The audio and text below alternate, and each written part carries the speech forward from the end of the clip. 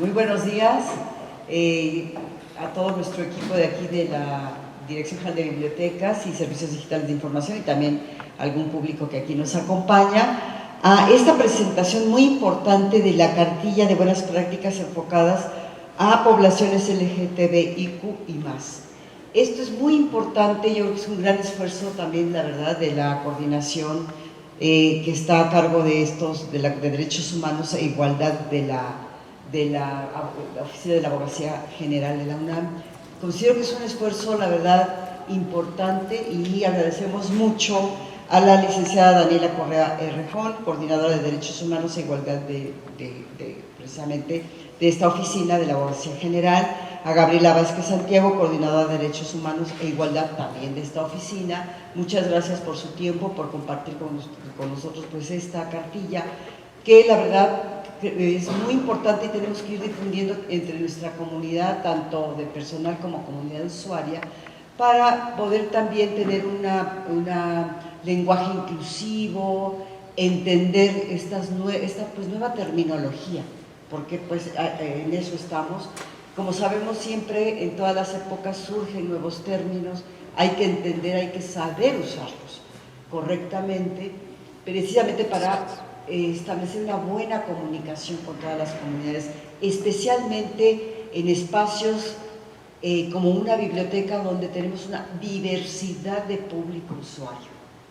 Entonces es muy importante saber cómo dirigirnos correctamente, respetuosamente, en pues este nuevo entorno de inclusividad que estamos también promoviendo en la universidad y en todas nuestras entidades y dependencias. Entonces por eso consideramos este acto pues muy importante, porque yo lo vi, la verdad, rápidamente, pero tengo mis dudas, entonces yo creo que de aquí vamos a aprender mucho.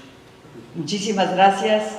No sé si por aquí quieran también decir algo más. No, pues gracias. En nombre de la Coordinación Interna para la Igualdad de Género, me permito leer la reseña curricular de nuestras invitadas. En primera instancia tenemos a Daniela Correa Rejón. Ella es abogada por la Escuela Libre de Derecho y se ha especializado en derechos sexuales y reproductivos de mujeres, niñas, niños, niñas, adolescentes y poblaciones LGBTIQ+.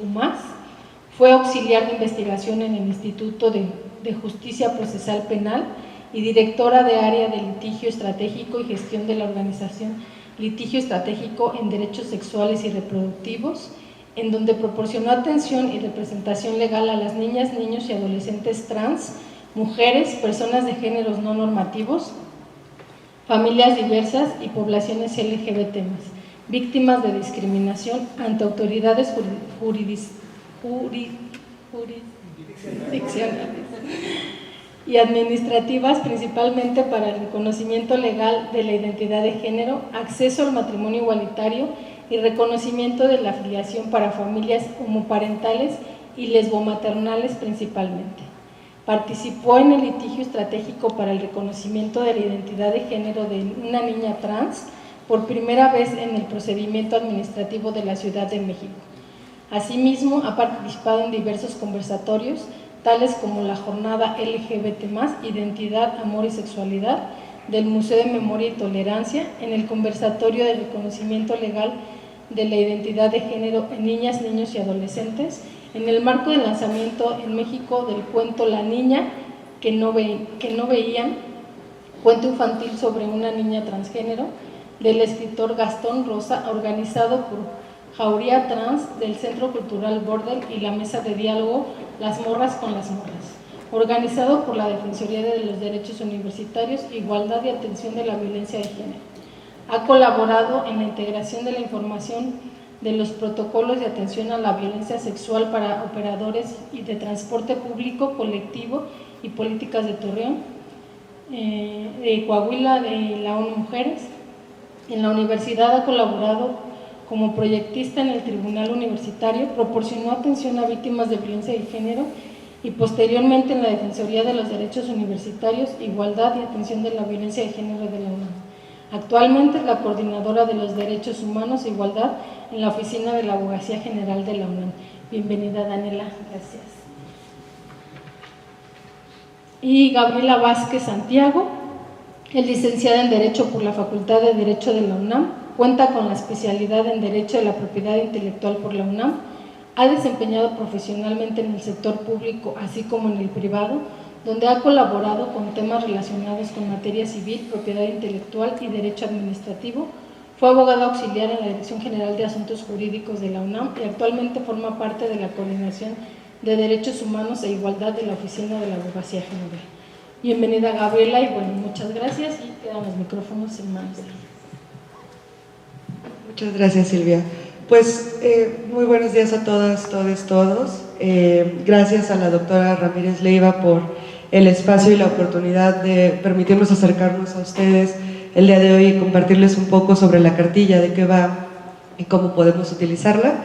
También muchas gracias a Vero y a Silvia por apoyarnos en la organización de este evento. La verdad que estamos muy contentas de estar con ustedes el día de hoy. Lo platicábamos justamente con Silvia, que de pronto el tema de emitir una herramienta que pues pretende coadyuvar a una modificación en la forma en la que interactuamos entre comunidad universitaria, no queda solo con esa emisión, ¿no? Necesitamos acercarla a la comunidad. Somos una comunidad muy grande, no solamente aquí en CEU, hay un montón de NES, etcétera. Entonces, estos espacios de verdad que los agradecemos muchísimo y pues gracias a ustedes también por estar aquí el día de hoy. Un poco la idea es platicarles, sí, efectivamente, de la cartilla, qué es, cómo la podemos utilizar y lo que van a encontrar cuando ustedes, si así es su deseo, consulten la cartilla, y un poco también comentarles de dónde viene, ¿no? Particularmente, y ustedes quizá lo tengan muy claro, la universidad ha llevado a cabo ciertos esfuerzos en materia de derechos humanos, en particular en materia de violencia de género, y ha tenido esta evolución. Sin embargo, justamente más o menos por 2021 teníamos la reflexión de que sí es verdad que el género intersecta un montón de experiencias, pero hay otras tantas que no necesariamente se agotan, digamos, como con los esfuerzos enfocados al género. Entonces van de la mano, pero hay especificidades en ciertas poblaciones, en este caso poblaciones LGBTIQ+. Así se pensó a pensar en una herramienta que fuera muy accesible, con un lenguaje que fuera muy ciudadano, muy democrático, que todas las personas podamos como acceder a él, pero presentando ciertos conceptos básicos. A lo mejor muchas personas que están muy familiarizadas con estos términos quizá puedan considerar que la cartilla retoma ciertas definiciones muy básicas y sencillas. Sin embargo, no es, digamos, la circunstancia de todas las personas que integramos la comunidad, ¿no? Entonces, nuestra idea es justamente presentar nociones muy sencillas que puedan empezar a, digamos, sentar las bases que nos permitan reflexionar sobre nuestro comportamiento diario, ¿no?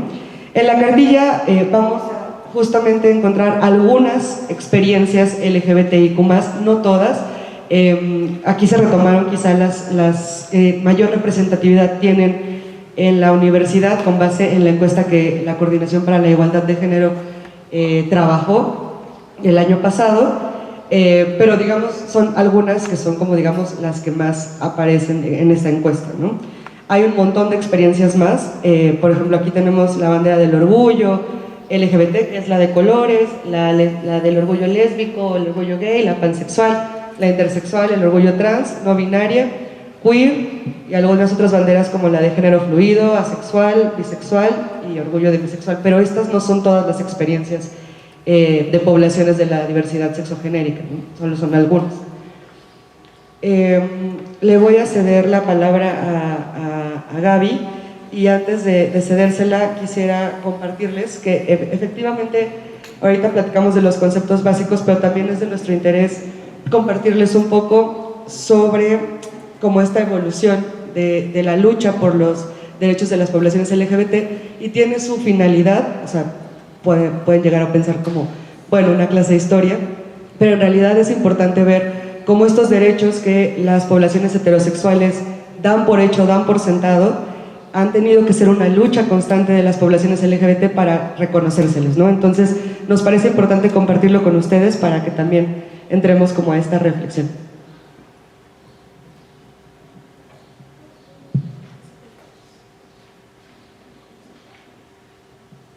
Bueno, gusto estar aquí con ustedes el día de hoy y brevemente vamos a abordar algunos antecedentes. Pues inicialmente platicaremos sobre los disturbios de Stonewall, que a lo mejor muchas personas ya tienen como ahí identificado.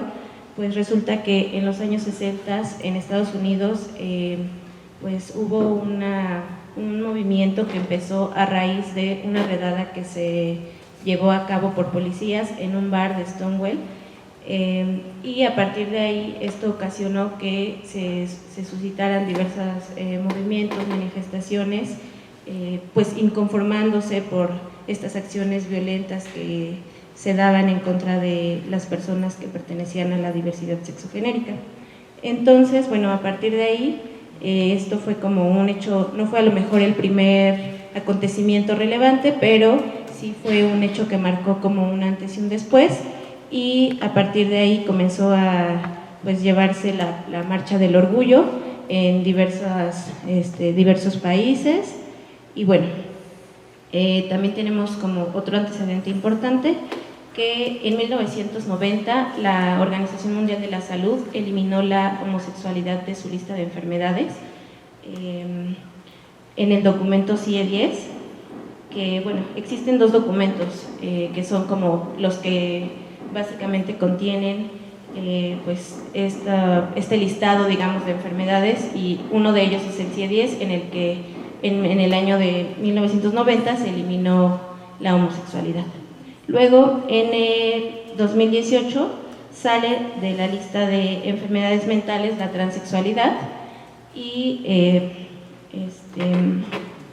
bueno, ahí surgen como una disyuntiva, porque hay algunas personas que consideran que esta transexualidad debería de conservarse todavía en el listado, porque de esta forma se garantiza el acceso a la salud pública, mientras que hay como otro grupo que considera que pues estuvo bien que se eliminara. Y bueno, como algunos de los antecedentes. Y posteriormente en México también tenemos algunos antecedentes. Uno de los hechos relevantes fue en 1901 la aprehensión de 41 hombres que se encontraban en una casa, se le conoce como el baile de los 41. En 1971 se despidió a una persona de una tienda departamental por mostrar conductas homosexuales, y esto ocasionó que se pues tomó inconformidad. Entonces aquí este despido movilizó a algunos estudiantes de la Facultad de Filosofía y Letras. Luego, en 1978, en el contexto de la marcha conmemorativa del 2 de octubre, se unió un grupo de homosexuales, de personas homosexuales. Sin embargo, aun cuando en esa marcha había personas progresistas, seguía permeando todavía esta situación de pues como rechazo. Y bueno, después, en 1979, se llevó a cabo una marcha en la que homosexuales, lesbianas y transvestis salieron a protestar por los malos tratos que recibían como en lugares públicos. Y bueno, eso es como un breve bosquejo de los antecedentes como que pudiéramos señalar. Y a continuación seguimos con la evolución de los derechos en México y en la Ciudad de México. Una cosa que quiero como puntualizar antes de pasar a esta evolución de los derechos, que insisto que puede ser un poco aburrida porque es muy jurídico, nada más mencionar que la intención con esto es justo lo que mencionábamos, ¿no? Hay derechos que las poblaciones heterosexuales ni siquiera son conscientes de que los tienen, porque se dan por hechos, ¿no? Ayer leía por ahí en algún libro que incluso la palabra heterosexual, y aquí es donde me entra un poco este conflicto, es la palabra heterosexual no existía hasta antes del siglo XX. Existe pues en contraposición de este concepto de la diferencia de la homosexualidad. O sea, antes de que existiera la palabra homosexual no existía la palabra heterosexual, porque se daba por sentado, no era un concepto que tuviéramos que explicar o definir. Digamos, vivíamos en este sistema heteronormado, en donde pues todas las personas sienten atracción hacia las personas del sexo opuesto. Entonces es interesante porque justo este concepto básico de la sociedad transminó en todos los demás sistemas, como el jurídico o el médico, y entonces todas las demás experiencias que no se ajustan a la heterosexualidad no eran nombradas hasta que pues lo fueron, y en ese momento se crea este concepto de la heterosexualidad como lo entendemos ahora. En la evolución de los derechos de las poblaciones LGBT, todos han sido luchas. Ha habido un montón de luchas diferentes. Digamos, de las primeras que se tienen como recuento en 2006 es esta ley de sociedad en convivencia, que era como una especie de matrimonio sin ser matrimonio, ¿no? Era, ok, te voy a dar oportunidad de que formalices tu vínculo, pero no tienes los mismos derechos que un matrimonio. Entonces digamos que era como de segunda clase, un reconocimiento legal de segunda clase, no entraba dentro del matrimonio, ¿no? Y vamos a ver que la evolución de estos derechos se ha ido como en varias líneas, entre ellas el matrimonio o esta formalización de los vínculos, el reconocimiento de la identidad de género de las poblaciones trans en general, y otros derechos que van como de la mano con el tema del matrimonio, como los derechos de la seguridad social, etcétera, ¿no? Otro evento importante fueron las reformas al Código de la Ciudad de México, Código Civil de la Ciudad de México, en materia de identidad de género. En octubre de 2008 se crea el primer juicio.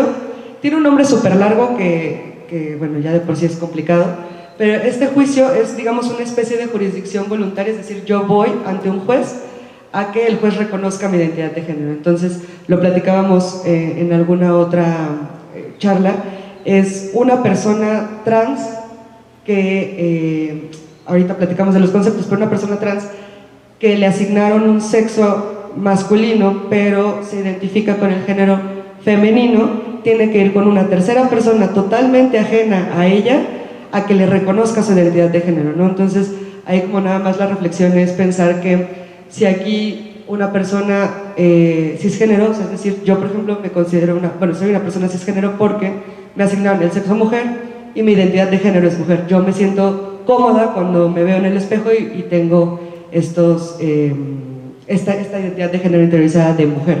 Pero que yo vaya con un juez a preguntarle si yo soy mujer, me parece muy fuerte, ¿no? En 2008 justamente se creó este primer procedimiento en donde las personas trans tenían que acudir al juez a decirle, oye, rectifícame mi acta para que el acta de nacimiento reconozca mi identidad de género y se modifiquen mi nombre y mi género en el acta de nacimiento. Fue muy importante, sí, pero exigía ciertos requisitos que violentaban a las personas trans, bueno, que violentan porque el juicio todavía sigue vigente, es una posibilidad, y pedían, por ejemplo, como requisitos dictámenes médicos, psiquiátricos, o sea, una persona psiquiatra, una persona psicóloga y un médico tenían que ir a emitir su opinión respecto de el cuerpo, la mente de esta persona, ¿no? O sea, personas ajenas decidían sobre la identidad de género, que es muy personal de una persona, ¿no? Ha habido un montón de evolución, digamos, jurisprudencial al respecto de ello. En 2008 también se generó varios amparos al respecto. En 2009 hay reformas igual al Código Civil y el Código de Procedimientos, porque la materia de matrimonio, la materia de identidad de género, actas de nacimiento, todas esas cuestiones son locales.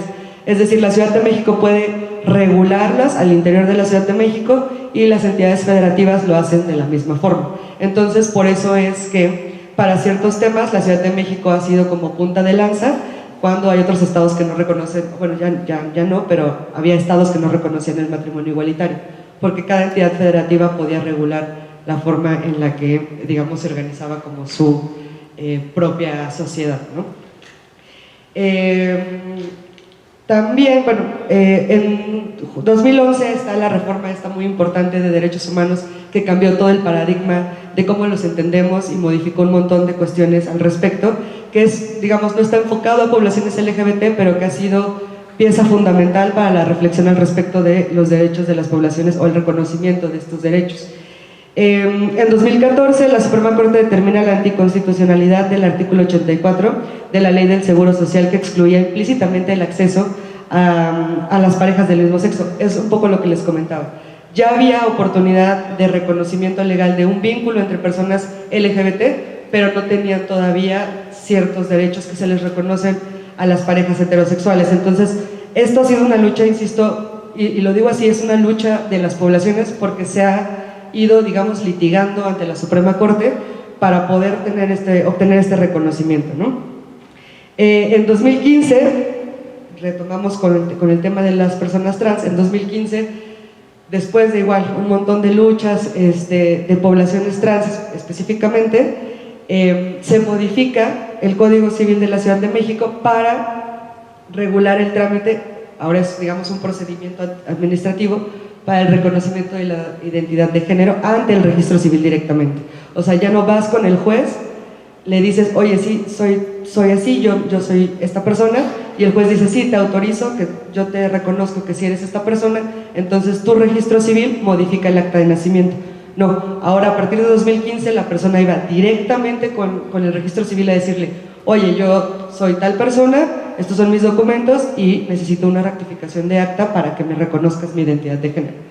Las ventajas de este trámite son muy importantes, o sea, ya no necesitaban, digamos, el juicio es caro, tienes que contratar a un abogado, tienes que contratar a un psiquiatra, tienes que contratar a un psicólogo, un médico, tienes que llevar el procedimiento, ¿no? Ante el registro civil simplemente llevas tus documentos y el registro civil en un solo día hace la rectificación de tu acta, te da tu comprobante y en 10 días puedes ir por tu acta ya con el nombre, con tu identidad de género reconocida, ¿no? Es decir, los costos para las poblaciones trans bajaron un montón, no tenían que contratar abogado incluso, o abogada, entonces esto significó mucho. Sin embargo, hay un pero, porque pues en toda lucha siempre hay que ir avanzando de poco a poco, y aunque en los planes originales de la propuesta de reforma se encontraba incluir a las adolescencias y a la niñez, pues las adolescencias y la niñez son temas que de pronto hay muchas personas tienen como no sé, como sus límites, y para que pasara este proyecto se decidió que solo fuera accesible para personas mayores de edad. Entonces quedó el juicio para el reconocimiento de la identidad de género solamente para adolescentes y niñez trans, y el trámite ante el registro civil para poblaciones que tengan más de 18 años, digamos hasta 2015, ¿no?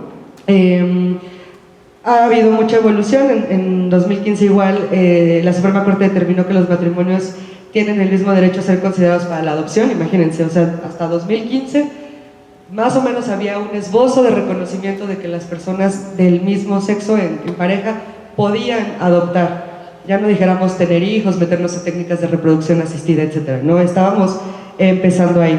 Y en 2017 ocurre algo que casi nadie menciona en los antecedentes LGBT, pero que a mí me parecían súper importantes, porque la Secretaría de Salud emite un protocolo que es para acceso, o sea, para brindar atención especializada o, digamos, específica a poblaciones LGBT, y tiene un montón de buenas recomendaciones, o más bien como no son buenas recomendaciones, son como directrices a seguir dependiendo de las orientaciones sexuales y poblaciones trans, por ejemplo, identidades, intersexualidades, etc. Porque lo pienso así porque en la cartilla ahorita lo vamos a ver, hay buenas prácticas enfocadas específicamente a orientaciones y a identidades y expresiones de género, porque creo, y esto lo retoma mucho el protocolo, que si bien es cierto que hay puntos de conexión entre las propias poblaciones LGBT, cada una experimenta diversas cuestiones médicas que no implican que se les dé un trato generalizado, sino específico a su orientación o identidad de género, ¿no? Es decir, no es lo mismo la salud sexual de una mujer lesbiana a la salud sexual de una mujer trans. Hay un montón de cuestiones que tienen que tomarse en cuenta, desde el trato hasta incluso como la interpretación y el diagnóstico que pueda llegar a dar el médico.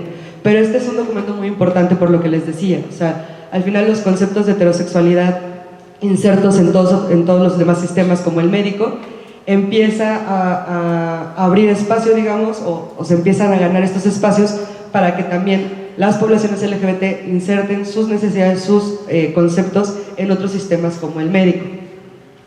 En 2017 hay este precedente del reconocimiento de la identidad de género de una niña trans de 6 años.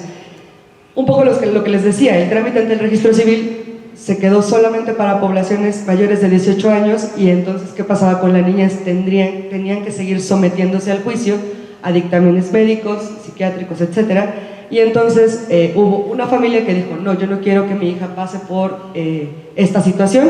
Entonces iniciamos un litigio estratégico en aquella ocasión para que el registro civil un poco reconociera los derechos de la progresividad de ella como niña y de su identidad de género. Se logró, hubo ahí un par de cuestiones complicadas, pero al final se le entregó el acta de nacimiento con el reconocimiento a su identidad de género y entiendo que fue la primera niña trans con un acta de nacimiento que reconocía su identidad de género en México, al menos. Argentina tiene un desarrollo en ese tema muy amplio, pero en México fue la primera y ella actualmente es una niña muy feliz, viviendo en su género y con su nombre legal. En 2018, la Suprema Corte determinó que los procedimientos que a lo mejor ustedes conocen como el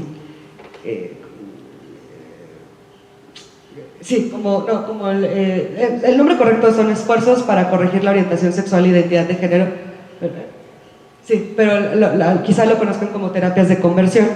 Las famosas terapias de conversión que pues mucha gente podrá pensar que no existen hoy en día porque hay información, etcétera, pues están muy vigentes y están muy insertas en un montón de espacios. Se empezó como a hacer este esfuerzo muy grande para modificar ciertas cuestiones que al final de cuentas en 2020, ya en junio de 2020 se logró aquí en la Ciudad de México, porque también fue aquí, aprobar estas reformas al Código Penal para, digamos, considerar las terapias de conversión, las ECOSIG, como tipificarlas como un delito por considerar que atentan contra el libre desarrollo de la personalidad. Esto es muy importante porque genuinamente hay un montón de espacios que todavía a través de quizá como cuestiones religiosas o cuestiones de salud o de coaching, a través de estos temas pueden llegar a generar prácticas para corregir la orientación sexual y la identidad de género, ¿no? En 2020, Jalisco modifica su reglamento a efecto de reconocer la identidad de género de las personas trans. Lo importante de esto, como les decía, es muy local, es muy local. Jalisco lo reconoció en 2015, nosotros desde antes ha ido como evolucionando, perdón, en 2020, nosotros en 2015, ha ido evolucionando, pero lo importante de Jalisco es que reconoció también este trámite ante el registro civil para niños, niñas y adolescentes. Entonces, algo que no hicimos en la Ciudad de México, desde el principio lo hizo Jalisco en su oportunidad. En 2021 se reforma el Código Familiar del Estado de Morelos para reconocer el derecho a la identidad de género de las adolescencias trans. Ahí también lo limitó hasta 12 años. Digamos, Morelos sigue excluyendo a la niñez por su propia... por todas las cuestiones que hay alrededor de la niñez, pues, pero que también es un avance importante para Morelos, que no necesariamente es un estado considerado pues de vanguardia en estos temas, ¿no? Es más bien considerado un poquito más conservador. En 2021, ya por fin la Ciudad de México se pone las pilas y dice, oye, ¿qué pasa con la niñez y con las adolescencias? Y sacan unos lineamientos para garantizar los derechos humanos en el procedimiento administrativo de reconocimiento de la identidad de género. ¿Para qué? Para que justamente las adolescencias puedan acceder al trámite que ya está previsto en el Código Civil para el reconocimiento de la identidad de género. O sea, de 2015 hasta 2021, las adolescencias y las niñas no accedían al reconocimiento. En 2021 las adolescencias ya pueden acceder al reconocimiento de su identidad de género ante el registro civil y queda fuera todavía la niñez, ¿no? Han ido como poco a poco. Y en septiembre de 2022, pues como ustedes saben, la Suprema Corte actualiza su protocolo, que ya tiene varias versiones y que cada día creo que está mucho más específico y se actualiza, ¿no? Que también esto lo menciono porque un poco la cartilla es una herramienta que es muy viva y que o que pretende retomar un poco la retroalimentación de la comunidad universitaria para irla adecuando y para irla perfeccionando y para irla especializando cada vez más. En febrero de 2022 también el estado de Guanajuato, que ustedes lo deben de tener ahí, es muy bonito, pero también tiene, digamos, como una impresión de ser un estado conservador, emite la primera acta de nacimiento que reconoce la identidad no binaria de una persona. Esto es muy importante también porque es, digamos, como este punto a partir del cual las identidades no binarias, es decir, aquellas que no se identifican con un género u otro, acceden a este reconocimiento a través de su documento, de un documento de identidad oficial. Y esto es muy importante porque pues de tu acta de nacimiento sale todo, sale el INE, el pasaporte y subsecuentes. Entonces sí se necesita esta acta de nacimiento para poder realizar otros trámites y que no haya ahí un tema de que falsificaste, digamos, tu identidad o de que no eres la persona que dices que eres. Entonces, esto no fue gratuito, igual fue todo un juicio de amparo y un montón de esfuerzo, digamos, como de litigio, pero ha sido importante. Digamos, Guanajuato no reconoce las identidades no binarias, pero sí le reconoció a esta persona en específico y creo que a partir de ahí va a poder hacerse otros esfuerzos que lo hagan general. El Congreso también en 2022 ha sido fue un año muy importante. El Congreso de Hidalgo, que aquí, digamos, hizo lo de Jalisco, pero lo hizo mucho más general. Él sí lo hizo general, modificó su normativa a fin de que se pueda reconocer la identidad no binaria. Entonces cualquier persona puede acceder a ese reconocimiento de identidad en Hidalgo que no en Jalisco, ¿no? Pero digamos, esos son los esfuerzos normativos y no normativos que se han ido haciendo poco a poco para obtener como ciertos reconocimientos. Y finalmente en 2022 el Congreso de Tamaulipas legaliza el matrimonio igualitario. Con esto, digamos que todo México reconoce el matrimonio igualitario entre personas del mismo sexo y entonces ya todo México puede, pues sí, las personas LGBT pueden ir a casarse en cualquier estado de la República, lo cual es muy bueno y es algo a celebrarse, pero considerando todos los años, desde donde empezamos con la ley de convivencias hasta ahorita, pues ha pasado un montón de tiempo para que ellos tengan lo que las poblaciones LGBT han tenido, ¿no? Entonces creo que es muy importante esto. Yo sé que de pronto las cosas jurídicas dan flojera, pero es importante saber que los derechos que muchas personas tienen reconocidos no son para todos. Entonces vale la pena de pronto hacer esfuerzos como la herramienta de buenas prácticas y empezar por ahí para ver de qué forma podemos ir coadyuvando pues a la igualdad entre todas las personas, ¿no? Ahorita, muy brevemente, Gaby nos va a mencionar qué es lo que ha pasado en la universidad, muy concretamente, para ver también que la UNAM ha tenido también su progreso específico en este reconocimiento de derechos, hasta quizá llegar al tema de la cartilla, pero que al final creo que sienta las bases para que en el futuro podamos profundizar un poco más. Bueno, entonces tenemos que en el año 2001 se crea la UNAM. En el 2015 se publicó en la Gaceta UNAM el Código de Ética, que recopila algunos principios y valores con los que debemos conducirnos entre nosotros como comunidad universitaria. En el 2020 se modificó el Estatuto de la Defensoría y se ampliaron sus facultades para conocer de temas de violencia de género, y también pues cambió su nombre, ¿no? Y ya al nombre que conocemos actualmente.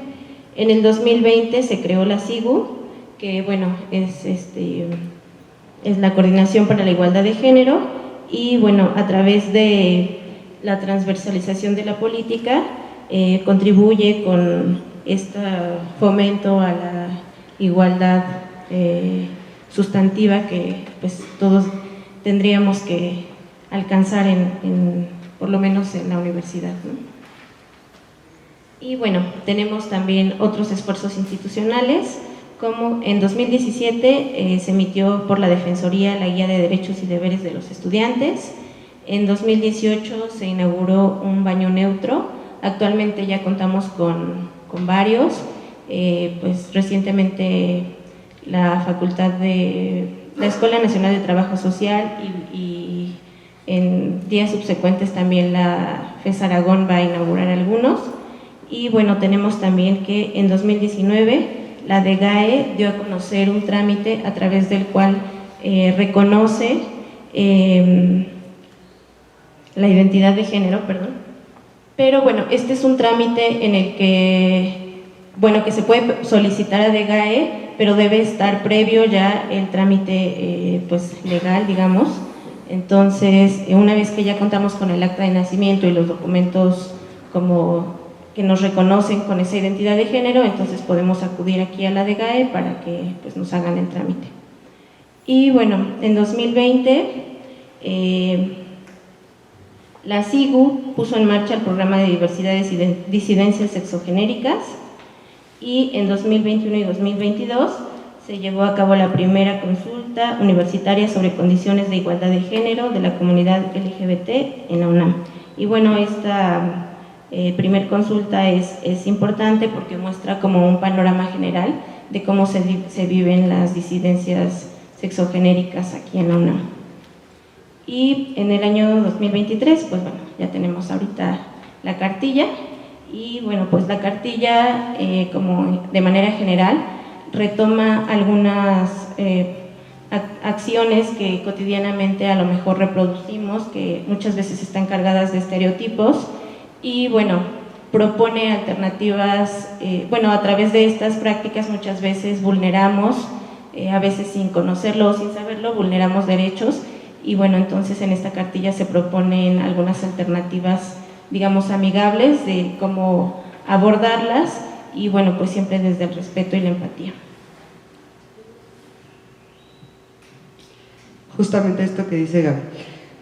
Ya entrando como un poco en el tema de la cartilla, de qué es lo que ustedes van a poder encontrar si descargan la cartilla en el letrerito que está aquí, o si ahorita traemos un par de ejemplares, pero digamos, si ustedes gustan consultarla, vamos a encontrar estos conceptos básicos que les mencionábamos muy al principio, ¿no? De pronto nosotros a lo mejor ya nos sentimos muy familiarizados con estos temas, pero habrá gente que no, y creo que sería valioso también empezar a incluirla en este tema. Consideramos que el concepto de LGBT como este acrónimo universal sería importante que lo tuviéramos para saber de qué va, qué representa, etcétera. Y pues como lo dice la cartilla, viene de lesbiana, gay, bisexual, trans, identidad intersexual, queer, y más, que retoma otras experiencias como la sexual, la demisexual, etcétera, que digamos no están en el acrónimo porque entonces estaría muy largo quizá, pero el más representa eso, ¿no? La orientación sexual, que a lo mejor también es un concepto que de pronto se da por sentado, pero es esta capacidad de las personas de sentir atracción erótica o afectiva, o erótica y afectiva, hacia otras personas, y dependiendo de hacia quién sientas esa atracción erótica o afectiva, es tu orientación sexual, ¿no? Por ejemplo, las lesbianas es una mujer que se siente atraída erótica o afectivamente por otras mujeres, y lo mismo con las personas gay, que son estos hombres que sienten esta atracción por otros hombres. Las personas bisexuales tienen esta pues capacidad quizá de sentir atracción por personas de su mismo género, de su mismo sexo o del sexo opuesto. Las pansexuales y las bisexuales son más o menos lo mismo. La única diferencia es, yo vinculo la diferencia entre las personas bisexuales y pansexuales a un tema de evolución del concepto. O sea, cuando apareció el concepto bisexual, en el imaginario existían solamente hombres y mujeres, ¿no? Y esa misma orientación sexual ha tenido su evolución. Las personas evolucionamos y decimos, bueno, es que no solamente existen hombres y mujeres, hay un montón de experiencias que no se agotan con solo ser hombre o solo ser mujer. Por ejemplo, las personas no binarias, que no se identifican con uno u otro, ¿no? Entonces, las personas pansexuales tienen esta capacidad de sentir atracción por cualquier persona, que en teoría es lo mismo que las personas bisexuales, solo que, digamos, amplían un poco más esos conceptos para no dejarlo en hombre y mujer. Las personas asexuales no sienten atracción erótica hacia otras personas, pero sí pueden sentir atracción afectiva, es decir, pueden tener un noviazgo y querer mucho a la persona, pero simplemente la parte sexual no es algo que les atraiga.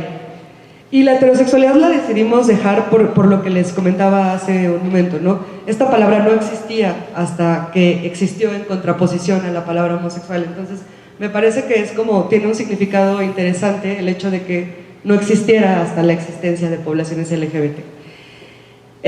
Los conceptos que quizá de pronto nos generan un montón de ruido o que no nos hacen como tanto clic es sexo e identidad de género.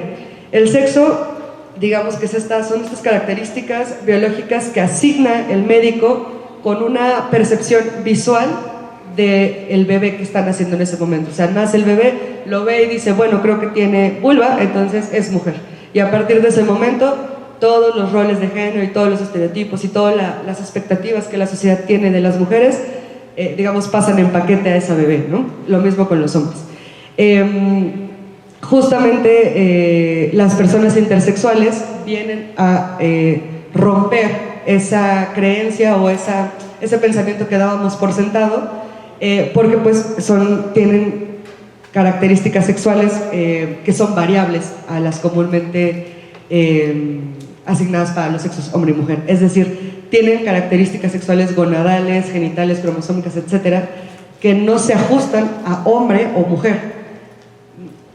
Siento que es un término un poco complejo, pero digamos, el problema o de donde surgen muchos de los problemas de las personas intersexuales es que a todas las personas nos asignan un sexo cuando nacemos solamente de la revisión visual que por afuera o de los órganos sexuales externos hace el médico o la médica que apoya el alumbramiento.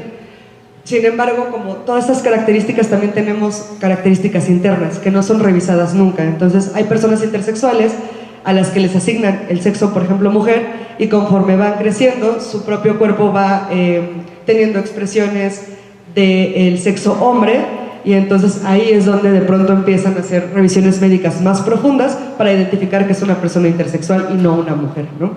Entonces, digamos, el sexo es un término muy importante que está involucrado en un montón de cuestiones, y que de hecho hay algunas personas que dicen, bueno, es que hay que eliminar esta categoría de sexo porque la categoría de sexo justamente nos impone ciertas cuestiones, como por ejemplo, mucha gente piensa que la heterosexualidad está determinada, etcétera, ¿no? La identidad de género, digamos que lo mencionábamos, ¿no? Una vez que naces y te dicen, pues tú eres mujer, en ese preciso momento todo el tema de las expectativas que tenemos sobre las mujeres se le da como en paquete a esa bebé para que los reproduzca y sigamos, digamos, como en este sistema heteropatriarcal, ¿no? Pero la identidad de género, lo importante de la identidad de género, y esto también es un concepto que quizá las personas cisgénero tenemos como súper dado por hecho, es cómo nos sentimos nosotras mismas respecto a nosotras mismas. ¿Quién soy yo? Pues es la forma en la que cada persona vive y siente su género. Entonces, esta puede corresponder o no a el sexo asignado al nacer. O sea, a mí me asignan el sexo mujer, pero yo me veo al espejo y digo, yo no soy mujer, yo soy hombre, entonces no corresponde con el sexo que me asignaron. Las personas que nos sentimos, digamos, identificadas con el sexo asignado al nacer, que nuestra identidad de género coincide con el sexo que nos asignaron cuando nacimos, se les llama personas cisgénero, y las personas que el sexo asignado al nacer no es coincidente con la identidad de género que asumen, son las personas transgénero. Este término trans es un término, digamos, paraguas, que abarca a las personas transgénero, transexuales y travestis, que tienen como ahí, digamos, pues detalles que las identifican del resto de las TES, pero que en general su identidad de género, excepto los travestis, pero en general su identidad de género no coincidió con el sexo que les asignaron. Las personas binarias entran en este concepto de identidad de género porque estas personas no se identifican ni con hombre ni con mujer. Una persona trans, digamos un hombre trans, cuando nació le asignaron el sexo mujer, pero se identifica como hombre. Entonces él sabe que es hombre, pues, y entonces lleva a cabo su trámite. Pero las personas no binarias no se identifican ni como hombre, ni como mujer, ni con el sexo que le asignaron, etc. Entonces, ellas más bien varían y pueden fluctuar incluso, ¿no? Decidimos referirnos un poco también al término transición, porque las personas trans, y por eso también hablaba hace ratito de que es un término paraguas, viven también, su vivencia es específica. No podemos señalar que todas las personas trans nacen, se identifican como una persona trans, entonces realizan adecuaciones a su cuerpo, luego luego llevan a cabo el trámite ante el registro civil, etcétera, y luego ya son felices, ¿no? No, o sea, hay muchas personas que no quieren hacerse modificaciones corporales y eso es muy válido. Hay personas que no quieren cambiar su acta de nacimiento y también es muy válido. Hay personas que sí quieren todo, ¿no? Entonces, la transición es esta serie de pasos que lleva a cabo una persona trans para, digamos que, pues sí, para vivirse en su género en sociedad, ¿no? Entonces, este proceso no es único, ni es exclusivo, ni es general para todas las personas, y eso de pronto es interesante saberlo porque a veces tenemos la expectativa de que una persona trans, de una mujer trans, sea de tal forma, ¿no? Y nos presenta un documento, quizá a lo mejor aquí les habrá pasado, les presenta una credencial que tiene un nombre, que tiene Juanito, y ella se presenta como con una identidad de género de mujer, y es como, ¿qué hacemos, no? Un poco la cartilla de pronto pretende coadyuvar como con esas cuestiones que nos pueden pasar día a día. También hay un mapa donde hablamos sobre el reconocimiento de la identidad de género.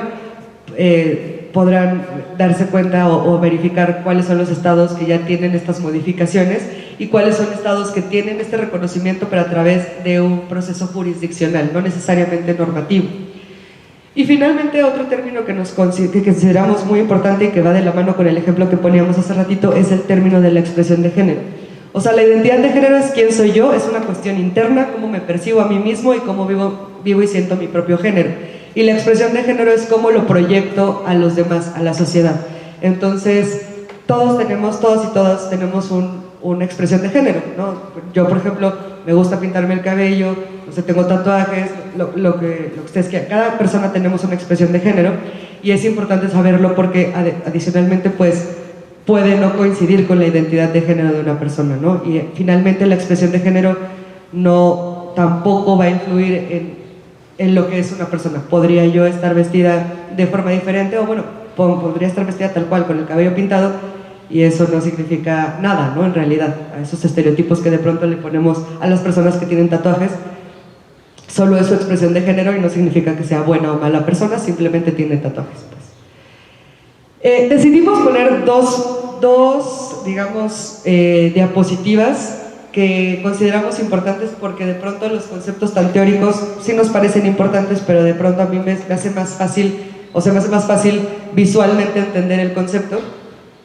Y aquí está claramente, ¿no? Identidad de género es quién soy yo, y están las opciones: hombre cisgénero o trans, mujer cisgénero trans o persona no binaria. Orientación sexual es quién me gusta o con quién tengo un vínculo afectivo, y expresión de género es cómo decido externar el género con el que me siento cómodo. Y hay estos bonitos diseños que nos ayudó Mitch, que por allá lo veo, de la SIGU, para que fuera un poquito más gráfico quizá, para quienes como yo entendemos más con imágenes que con palabras. Y de ojo aquí, que nos parece también muy relevante retomar: la orientación sexual, la identidad de género y la expresión de género no siempre van ligados. Es decir, no sé, por ejemplo, si pensamos en un hombre gay, usualmente podríamos pensar que tiene expresiones femeninas, que es muy afeminado, pero eso no siempre es verdad, ¿no? O sea, su orientación sexual es independiente de la forma en la que expresa su identidad de género. Entonces, es importante que de pronto entendamos, o más bien, que se nos haga más claro saber que no todas las mujeres trans tienen que reproducir este estereotipo de mujer trans súper femenino, ¿no? Hay mujeres trans que no necesariamente reproducen, digamos, estas cuestiones de mujer como ultra femenina, o que una persona, por ejemplo, con una expresión de género masculina, una persona con una expresión de género masculina no necesariamente se identifica como un hombre. Es decir, una mujer cuya expresión es muy masculina, o lo que nosotros podríamos entender como muy masculina, no significa que sea lesbiana y tampoco significa que quiera ser hombre o algo así, ¿no? O sea, los conceptos pueden coincidir, pero son separados y no necesariamente, digamos, van interrelacionados. Esta es una sugerencia general y digamos, la intención de esta diapositiva, o bueno, de esta parte de la cartilla, es que tengamos una reflexión al respecto de las inquietudes que de pronto las poblaciones LGBT pueden llegar a generarnos en nosotros, ¿no? Lo que platicábamos era como, de pronto nadie se pregunta si tu compañera, no sé, Panchita, va al baño y cuando va al baño orina parada o sentada, ¿no? Pero de pronto sí genera esa inquietud, se genera cuando hay una persona trans y como que nuestra mente puede llegar a pensar, pero ¿y cómo hace esto? ¿Y cómo hace lo otro? ¿Y cómo se vincula sexualmente con otras personas?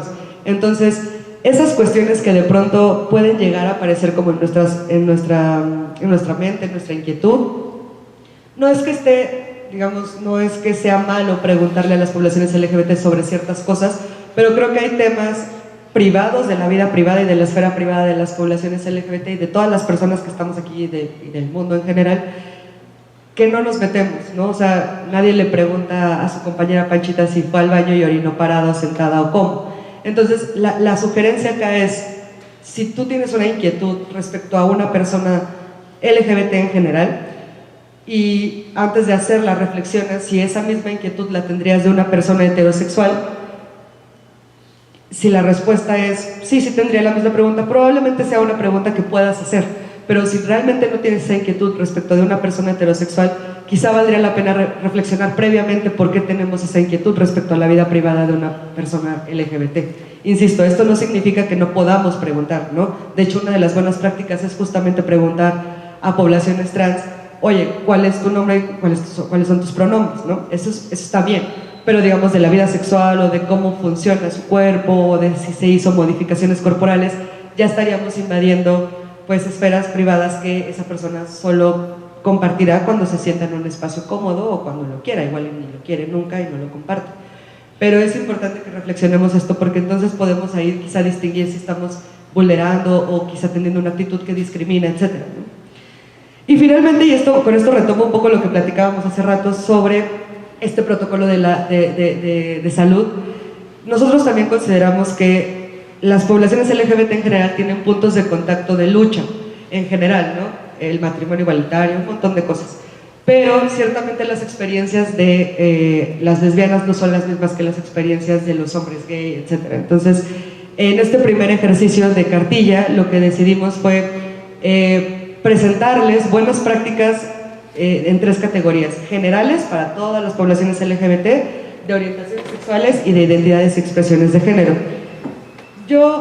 Nosotras queremos invitarles a que la consulten, a que la lean, a que puedan como revisar los ejemplos. Les quisiera compartir uno, yo sé que ha sido como muy largo esta charla, pero quisiera compartirles uno para más o menos esbozar cómo la leemos desde acá, ¿no? En primer término, por ejemplo, está: eviten la reproducción de estereotipos en relación con las poblaciones LGBT. Y ponemos un ejemplo, digamos, esta es la buena práctica: evitar la reproducción de estereotipos en relación con las poblaciones LGBT. Un ejemplo es pensar que los hombres gay, a lo mejor por aquí alguien ha escuchado algo similar, que los hombres gay son promiscuos o tienen muchas parejas o todo el tiempo están con varias personas al mismo tiempo. Ese es un estereotipo, porque no todos los hombres gay tienen muchas parejas, ¿no? Entonces la idea es, bueno, reproducir el estereotipo de que los hombres gays son promiscuos está identificada con un tache. Abajo, o sea, aunque está cuadrado, en realidad nosotros lo vemos como una especie de círculo.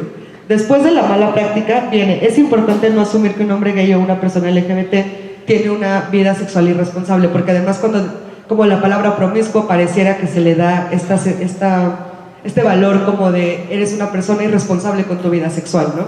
Entonces, la persona que tiene muchas parejas sexuales, o la persona que tiene una pareja sexual, o la que no tiene ninguna, merece el mismo respeto y no le define como persona o no define su calidad de persona las decisiones que tome en su vida sexual, ¿no?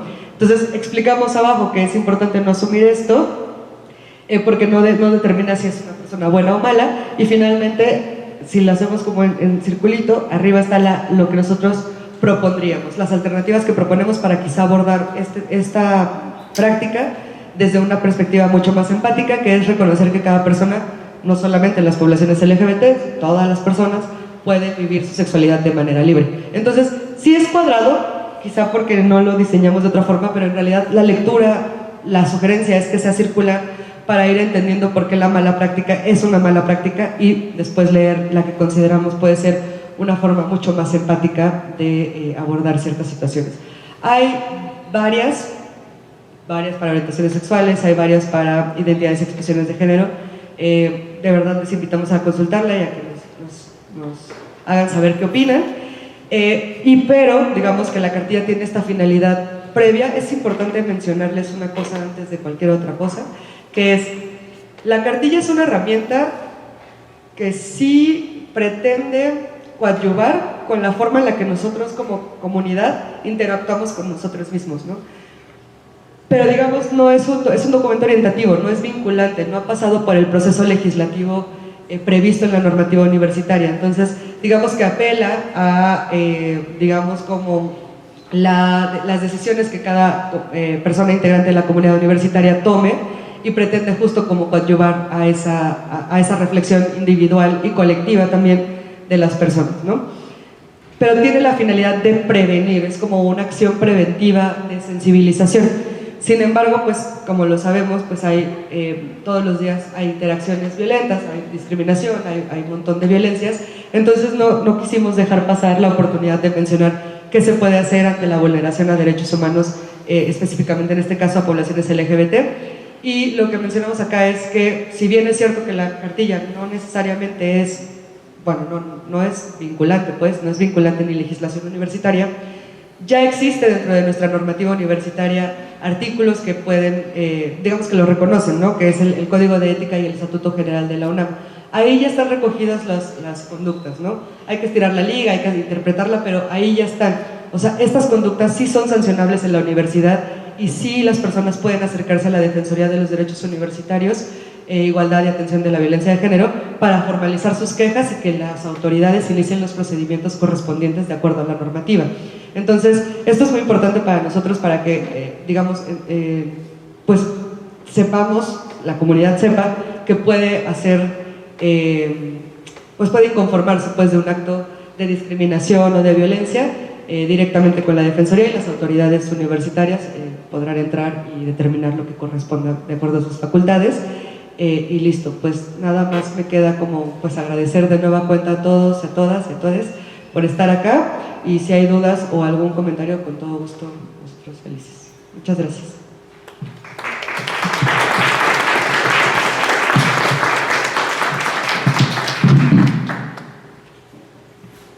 ¿Dudas, comentarios?